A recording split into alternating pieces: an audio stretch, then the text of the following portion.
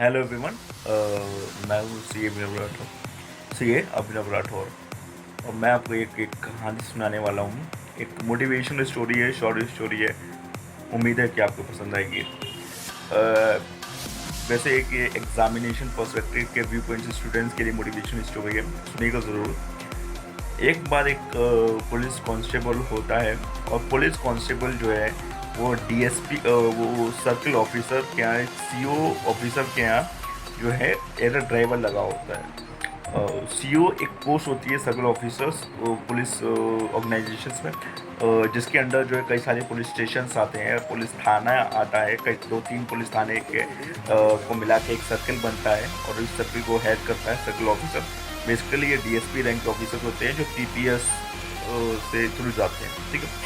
उसका ड्राइवर होता है कांस्टेबल। तो एक दिन कांस्टेबल जो है बड़े ही अनजबरदस्त में कंप्यूटर पे चेक कर रहा था, और उसके दिमाग में कुछ ऐसा कुछ चल रहा था जैसे कि वो किसी चीज़ के लिए बेसब्री से इंतज़ार कर रहा हो। बड़ी बेसब्री से उसका इंतज़ार कर रहा था, और वो कंप्यूटर पे चेक कर रहा था, बार बार कंप्यूटर को पीट रहा था, बार बार जो है मॉनिटर को जो है ऐसे थपथपा रहा था कि जल्द से ऐसा कुछ आए, कुछ उसकी ज़िंदगी में, कुछ उसकी ज़िंदगी बदल दे।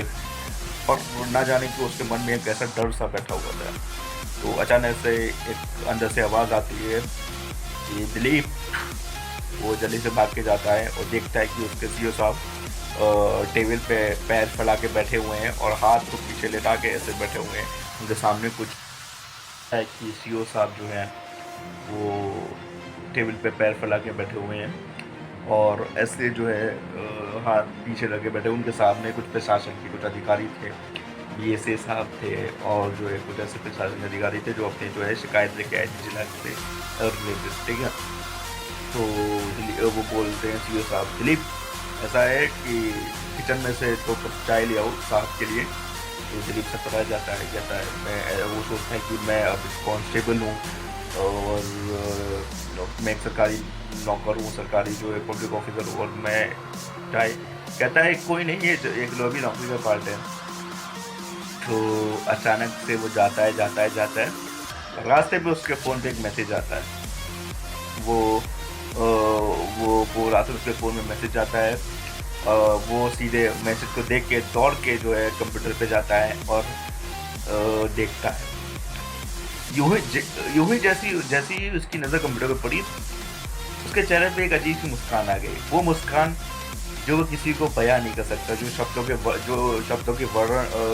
के जाल में जो फंस नहीं सकती। वो जाता है किचन से और एक कप चाय लेके आता है, और जैसे ही वो चाय लेके आता है सीओ साहब से, तो सीओ साहब को देता है। वो सीओ साहब को देता है, कहता है साहब एक बात मैं आपको बताना चाहता हूँ। तो सीओ साहब बोलते हैं बोलो दिलीप। दिलीप बोलता है साहब पिछले साल मैंने पीसीएस का फार्म भरा था, और मैं अब पीसीएस हो गया हूँ। जैसे ही ये शब्द सीओ साहब ने सुने कि एक कांस्टेबल, उसका जो ड्राइवर कांस्टेबल पीसीएस बन गया है, साहब जो कि टांग फैला के टेबल पे बैठे थे, उन्होंने तुरंत ही टांग को नीचे किया, अपनी टोपी पहनी, अपनी कैप पहनी, और दिलीप को सैल्यूट किया, और चाय का कप उठाया और बोले लीजिए साहब, अब सीओ साहब आपको, एसडीएम साहब को चाय ऑफर करता है। दिलीप की आंखों में आंसू आ गए, और ये शब्द सुन के दिलीप को अपने माँ बाप की फोटो याद आ गई। तो मैं बस आपसे इतने कहना चाहूँगा कि कोई भी सपने देखने का अधिकार आप ही को है। सपने चाहे बड़े हों चाहे छोटे हों, सपने सपने होते हैं। छोटे सपने हर कोई देखता है, सपने बड़े देखो, क्योंकि अगर बड़े सपने देखोगे तो सपनों को साकार भी बड़े तरीके से करोगे, बड़े पैमाने पे करोगे। और यदि वो सपना बड़ा सच हो गया तो believe me, trust me, you have the capability to do, to aspire, to excel in your field. APJ Abdul Kalam ji ने कहा था, a dream is not a dream which you see in the night. A dream is a dream which do not let you to sleep. सपने वो नहीं होते जो आप रात में सोने के टाइम देखते हैं, सपने तो वो होते हैं जो आपको कभी सोने नहीं दे।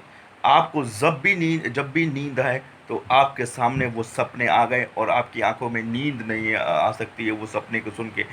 तो आप बड़े सपने देखिए, कुछ ऐसा बड़ा सोचिए जिसको सुन के सब आप पे हंसने लगे और बोले कि अरे क्या बोल रहा है ये, क्या कर लेगा।